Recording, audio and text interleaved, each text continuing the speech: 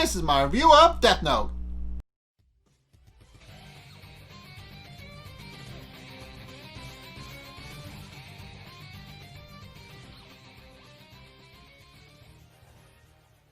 Okay, so it is finally time.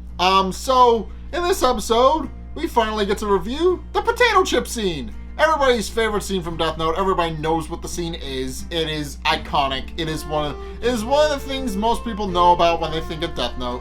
But to just give you guys some context on what the scene is, there's actually a whole episode and it just kind of comes at the end. But in any case, yeah, Light having successfully killed off Naomi has since started to actually button up loose ends, as it were. He's deleting stuff off the computer so that nobody can trace him that way.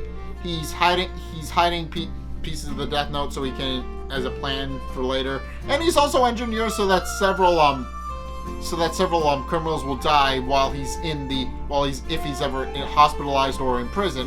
So basically, he's making sure he's covered all of his loose ends, so that way he's actually fine and able to actually continue going on as Kira without anybody suspecting him. It's because, as he points out, if something suddenly happens to him and the killing suddenly stops, they know they've got their man. So he's trying his best to make up for that and cover for that. Meanwhile, L and his task force have actually started narrowing down things to Light. So while Light may have covered all of his loose ends by killing Naomi, he also kind of left a bit of a trail for L and his investigative team to actually track down Kira. So L begins reviewing Raye Pember's death and starts to realize that Raye Pember actually had a folder with him when he got on the train, but when he got off it was missing. And also the particular train he got on only runs for an hour, but he was on there for an hour and a half. So he points out that it's a little bit odd that he was on and off the train, and also points out that he almost seems to be craning his neck and straining himself to see somebody on the train before it closes and takes off again. So based on all of that, L is largely convinced that Raye Pember had a direct encounter with Kira, and realizes that because Kira can kill from anywhere, he realizes that Kira probably did this as a way to show I can appear in person, I just choose not to. So with that, L is able to determine that Raye Pember most likely had a direct encounter with Kira. And also, to make matters worse, he finds out that Naomi, a person he actually worked with, also died and has been missing for a couple of days. And remembers her from a previous case, which actually got its own spin-off manga fairly recently. I don't know. Maybe they'll one day adapt that into an anime. That would be interesting to see. But yeah, basically, there was a case called the LA BB murder cases, and sure enough, Naomi worked on that with L, and they actually surmised what went on in that case. So yeah, the case is actually. The case is actually canon. It actually goes into detail about what the case actually was. So yeah, it's interesting, but not the time. But in case, L is a bit skeptical when it's pointed out that she committed suicide, because he knows that she's not the suicidal type, because he knows her well enough to know that. So he knows that she's the kind of person who doesn't necessarily give up. And was most likely investigating Kira too, and surmises that Kira most likely got to her first. At which point he begins investigating. He decides that they're going to bug the households of the two families that Raye Pember was investigating, and points out that one of them is the Yagami household. So sure enough, Watari is allowed to set up cameras and audio taps, on the grounds that Chief Yagami is the only one allowed to investigate his family alongside L. And sure enough, L agrees to these stipulations, and they set things up while the family's out of the house. So naturally, when Light gets home and notices that not only is nobody there, but that somebody most likely got into his room, he grows suspicious and realizes that the place was most likely bugged. And Ryuk is a little slow to catch up on this. He doesn't realize that the place has been bugged and constantly throughout this scene tries to get Light's attention, and it's only after they leave the house and Light surmises that none of the clothes have been bugged as well that he finally lets Ryuk know what's going on. So as he explains, the place was most likely bugged, and he knows this because he went to extreme lengths to actually person-proof his room. So first and foremost, he has a piece of paper sticking in the door, which is to signal that if it opens the door, it falls. That's obvious. But what's less obvious is that the doorknob is actually set to be all the way up, and it can't go any further than directly horizontal. So what he does is he tilts it slightly, and if it's able to go up more than it should be able to, if it's supposed to be level, he knows somebody's been in his room. And finally, he engineered a pen to be lodged in the door jamb, so if somebody does open the door, it'll break. And the final nail in the coffin is that he would suspect that nobody would notice the piece of paper, but what's suspicious to him is that somebody actually put the paper back. So, with all that in mind, he surmises that somebody actually got into his room and set up hidden cameras and bugs in there. So he realizes that he needs to find a way to get rid of them, and he commissions Ryuk to do it, pointing out that Ryuk actually can't eat his apples if there's cameras watching him.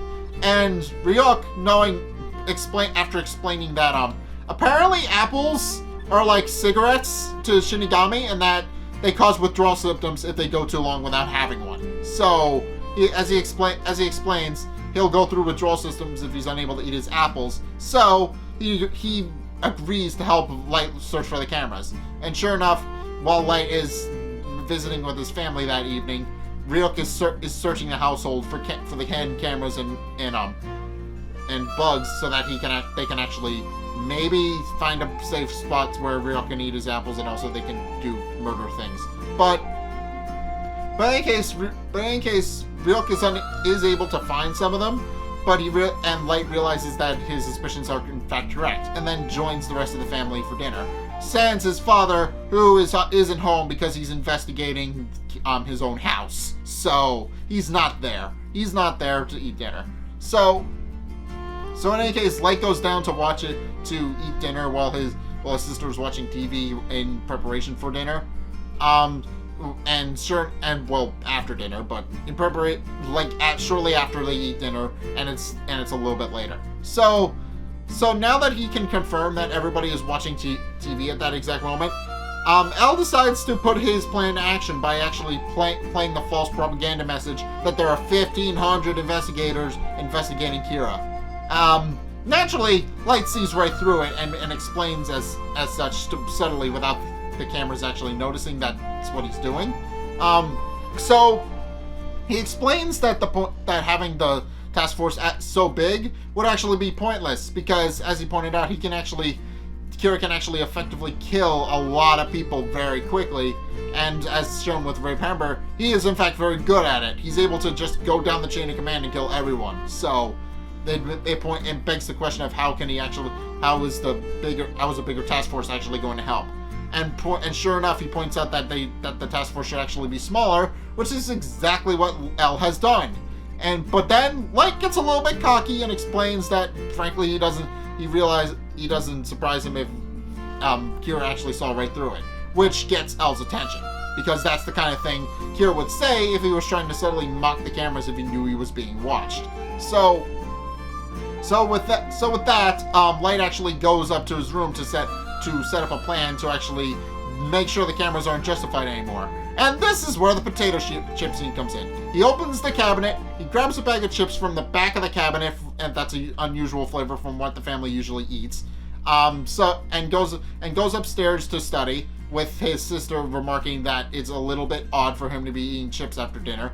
So he remarks that they're a snack for studying. However, that's only phase one of his plan. Afterwards, he goes upstairs to actually start, studying. Studying. But what he's actually doing is that he's actually rigged the chip bag that he's carried upstairs with him to hide a small LCD camera and a piece of the Death Note, so that way he can kill people while the cameras are on him, so that way he's basically able to unjustify the camera. And sure enough, he starts boasting to himself internally about the genius of his plan. while L and his father just kind of watch on and be like, this is kind of boring. That's basically, that's the joke behind the scene. It's supposed to be, it's this over-the-top dramatic thing, but what's actually happening is he's just sitting there eating potato chips. That's the whole joke.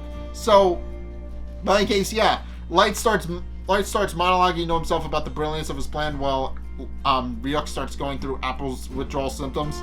And sure enough, as Light is boasting to himself about the genius of his plan and how the cameras can't be justified anymore, he says the iconic line, "I'll take a potato chip and eat it."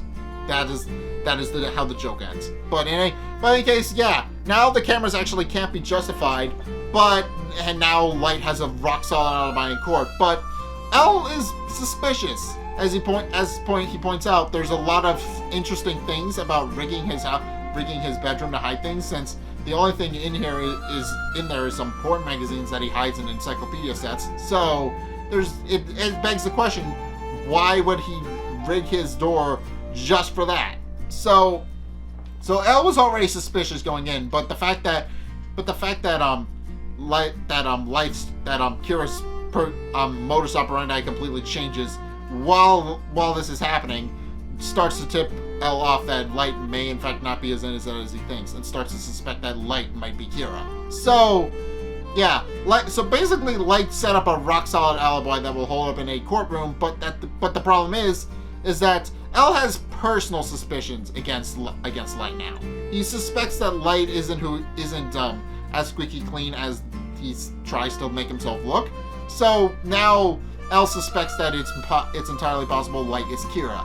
So that's going to be a thing next episode. But in any case, yeah. Light has successfully tricked the police into making it look like that he's not actually Kira by killing 2 people while he's being watched without actually watching the news. But sure enough, he also points out that there's something a bit off about what's going on in that room. So with that, L is now suspicious of Light because of multiple reasons, and is most likely going to start following up on his investigation from there. So that's going to be interesting. But in any case, yeah, we'll see how that goes for Light in the next episode. But in any case, that's my review of Death Note. What do you guys think? Let's get a discussion going in the comment section down below, or over on my Discord server, link in the description. Anyway, thank you guys so much for watching. If you enjoyed, be sure to like, comment, and subscribe. Also, be sure to follow me on Facebook and on Twitter in the description below. And also, check out my Patreon in the description below as well. It's only a couple bucks a month. It really helps me out, and you guys get access to a bunch of cool perks that I'm always saying thanks. So be sure to check those out in the description below as well. But in any case, thank you guys so much for watching, and until next time, I will see you guys in the next video. Peace!